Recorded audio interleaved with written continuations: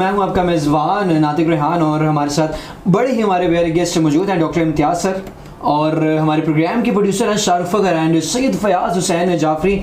जैसा कि मैं आपको बताया था कि डॉक्टर साहब के साथ जो है ना हमने डिटेल में बात करनी है और कुछ ऐसी चीज़ें होती हैं, कुछ ऐसे टॉपिक होते हैं कि हम जो है ना सबके सामने वो डिस्कस नहीं करते, इसकी चार्ट फील करते हैं। तो उस टॉपिक के ऊपर भी जो है डॉक्टर साहब से बात करेंगे। डॉक्टर साहब लेकिन जो है पीते की पथरी का कोई जदीद तरीका इलाज भी कोई है उसका? जी नातिक भाई, अभी हम जैसे इलाज पे हमने इसको डिस्कशन की है कि एक तो कंफर्म हो गया जिनमें पित्ता ख़राब हो गया वो हमने निकालना है। अब इसके मुख्तलिफ तरीके होते हैं, या तो सिंगल कट वाला किया जाता है जो कन्वेंशनल है, ये 1883 में ये स्टार्ट हुआ था ये। अच्छा, बिल्कुल बिल्कुल 83 में 83 में फिर 1883 अच्छा 1883 में ये स्टार्ट हुआ था इसके अराउंड। अच्छा, और फिर जदीद तरीका ये दूसरा जो सिंगल कट वाला है, ठीक है, कि उस वक्त से पता चल गया था कि पित्ता खराब हो रहा है और इसे निकाल देना चाहिए और ऑपरेशन। फिर इट टुक 100 years ना, और 1983 में आके पहला ये कैमरे वाला, जैसे कि आवाम जो है इसको कैमरे वाला या लेज़र वाला भी ऑपरेशन कहते हैं, एक्चुअली ये लेप्रोस्कोपी वाला होता है। ये 100 साल बाद 1983 में आके कैमरे वाला ये प्रोसीजर, ये अभी की बात है, कोई सदी नहीं गुजरी। और इसमें भी हमने स्पेशलाइजेशन की हुई है। इसमें हमारी हमने इसमें डिप्लोमा है हमारा, जर्मनी से हमने ये किया हुआ है। ये इसमें क्या होता है कि छोटे छोटे से 3 या 4 सुराख बनाए जाते हैं। 2 सुराख होते हैं जस्ट 1 सेंटीमीटर के। अच्छा। और 2 सुराख होते हैं हाफ सेंटीमीटर के। सही है। और पित्ता सारा वहां से निकाल, ऐसा नहीं है, कुछ लोगों में ये है कि सिर्फ पत्थियां निकाल लेते हैं। पत्थियां निकाल देंगे तो पित्ता वहीं पे, एक्चुअली पित्ता है जो पत्थियां बना रहा है, हमें पित्ता निकालना पड़ता है। अच्छा अच्छा अच्छा, तो वहां से पित्ता निकाल लेते हैं। और ऐसा भी नहीं है कि पित्ता निकल गया तो अब हमारी बॉडी कैसे फंक्शन करेगी। पानी तो बन रहा था जिगर से, ठीक है, और वो अब डायरेक्ट पित्ते में इकट्ठा स्टोर जो होना था, स्टोर का काम करता था, अब वो डायरेक्ट अंतड़ियों में चला जाएगा। ठीक है, तो वो ऐसा कोई इशू नहीं होता। तो कैमरे वाले तरीके से फिर ये होता है कि पेशेंट जल्दी रिकवर कर जाता है। अच्छा। अगले दिन ही चलना फिरना शुरू कर देता है। क्या बात है। और उसके साथ ये होता है कि उसे हर्निया नहीं होता, उसका पेन कम होता है, डिस्चार्ज जल्दी हो जाता है, हॉस्पिटल से जल्दी घर चला जाता है। ये बड़ा जदीद तरीका इलाज है। की बात की है, ये अगर हम इसका वक्त पे इलाज ना करवाएं तो ये आपको हरनी का भी ये मतलब कि बिल्कुल आप देखें ना, हमारा फील्ड क्योंकि हम हैं जनरल सर्जन, अब जिस टॉपिक में भी जाएं तो हम उसमें हमारा क्योंकि काम है जनरल सर्जरी का, हरनिया के भी हम स्पेशलिस्ट हैं।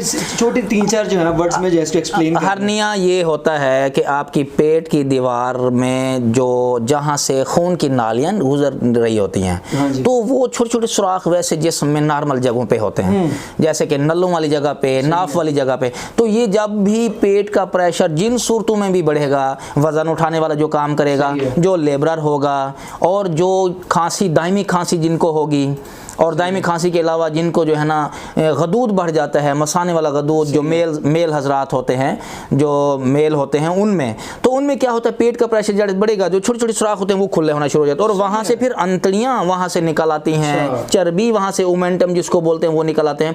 तो शुरू में तो ये छोटा सुराख होता है, फिर ये बड़ा होता जाता है। इसका नुकसान ये होता है, अगर आप एहतियात नहीं करते, इसका ऑपरेशन नहीं कराते, तो फिर अंतड़ियाँ फंस जाती हैं उस सुराख में। उस सुराख से निकल के जिस्म के दीवार के साथ तो आ जाएंगी, फिर वापस नहीं जाती हैं।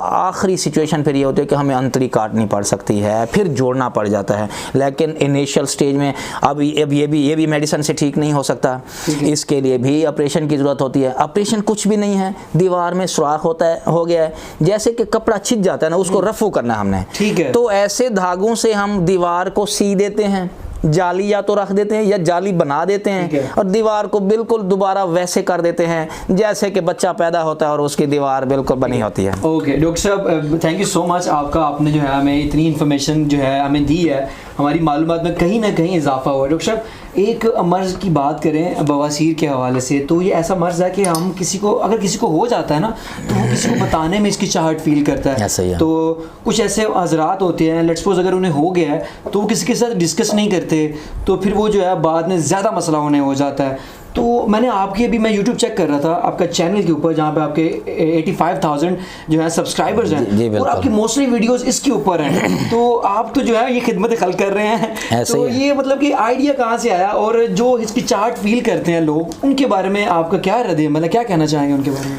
मैं मुख्तसर इसका आंसर दूं जो आपने क्वेश्चन पूछा है ना कि ये जो हिचकिचाहट है, इस हिचकिचाहट की वजह से ही हमने ये चैनल बनाया है। हमारे चैनल का नाम है surgeons of sir Gangaram hospital, और आप वैसे डॉक्टर इम्तियाज़ हुसैन लिखें, सर्जन डॉक्टर इम्तियाज़ हुसैन लिखें यूट्यूब पर, आपको चैनल मिल जाएगा। और इसमें हमने बहुत सारी वीडियोस बनाई हुई हैं बवासीर के टॉपिक पर। इसकी 2-3 वजूहात थी। एक तो ये एक ऐसी जगह का मर्ज़ है, पखाने वाली जगह का मर्ज़ है कि मरीज़ ये किसी के साथ डिस्कस करने से घबराता है, और क्या होता है कि वो फैमिली मेम्बर से भी उसने नहीं डिस्कस किया होता, तो क्या होगा, रात को यूट्यूब पे सर्च करेगा। दूसरा ये होता है कि ये ऐसा मर्ज़ है कि यहाँ अगर इसका इलाज हो भी जाए, जो ऑपरेशन की जब सूरत हाल हो जाती है, जब ऑपरेशन हो जाए तो यहाँ पे एक ज़ख़म बनता है, और ज़ख़म भी ऐसी जगह पे है जहाँ पे रोज़ाना 1 या 2 मरतबा पखाना गुजरेगा, और यहाँ पे हम टाँके भी नहीं लगा सकते। अगर हम टाँके लगाते हैं तो पखाना यहाँ फंस जाता है। तो भी ऑपरेशन के बाद भी महीना 2 महीने तक ऐसी एहतियातों की ज़रूरत होती है। ये नहीं होता कि वो अपनी एक्टिविटी नहीं कर सकता। तो ये मकसद था चैनल बनाने का कि हमने, फिर ये होता है कि हमसे पेशेंट्स जो है ना रब्ता करते हैं। ऐसा नहीं है कि ज़ख़म हाथ पे बना वो तो ठीक हो जाएगा, यहाँ जो ज़ख़म बना होता है इसको टाइम लगता है दोबारा ठीक होने में। आपकी बात बिल्कुल बजा है, लेकिन मेरा सवाल आपसे एक और ये भी है कि हमारे जो पेशेंट हज़रात हैं जो जिनको ऐसा मर्ज़ लाक हो जाता है, जिनको हो जाता है, तो वो डिस्कस नहीं करते, तो उनके बारे में उनको आप क्या कहना चाहेंगे? क्या मतलब कि हम तो बेसिकली ये सुनते आए हैं कि कोई भी मर्ज़ जो है वो छोटा नहीं होता, उसको छोटा नहीं लेना चाहिए। कोशिश करें कि कोई भी जो मर्ज़ हो जाए ना उसको फ़ौरी तौर पर डॉक्टर से रुजू करें ताकि उसका कोई हल निकले। ऐसे लोग जो हिचकिचाहट फील करते हैं ऐसे मर्ज़ को बताने में, तो उनके लिए आप क्या कहना चाहेंगे?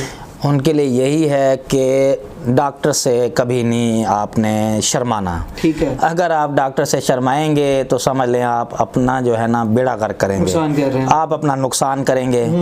आप इलाज के लिए यही होता है ना, देखें हमने जब देखा कि बहुत सारी वीडियोस नॉन डॉक्टर्स की पड़ी हुई हैं बवासीर के बारे में, और बहुत सारी वीडियोस पड़ी हुई हैं जो क्वैक्स की पड़ी हुई हैं। ठीक है। और बवासीर, बस वो कहते हैं बवासीर हो गई है, जबकि यहाँ पे 5 से 6 कंडीशन ऐसी होती हैं जिनको उर्फ़ आम में कहा जाता है कि ये बवासीर है। ठीक है। लेकिन यहाँ पे वो जो आप बता रहे हैं ऑप्शन, ये आप बवासीर की बात कर रहे हैं, कौन सी किस टाइप की होती है, इनकी टाइप्स क्या हैं? जी हम इसी तरफ आना चाह रहे हैं कि यहाँ पे देखें, अब लोग तो कहेंगे कि बवासीर है, कुछ में मौके निकल आते हैं जो एक्चुअल जिसको बवासीर कहते हैं। अगर तो सिर्फ खाली मौके निकल आए बाहर तो उन्हें कहते हैं कि ये बादी बवासीर होगी। अच्छा। अगर साथ खून आ रहा है लेकिन दर्द नहीं हो रहा तो ये खूनी बवासीर हो गई।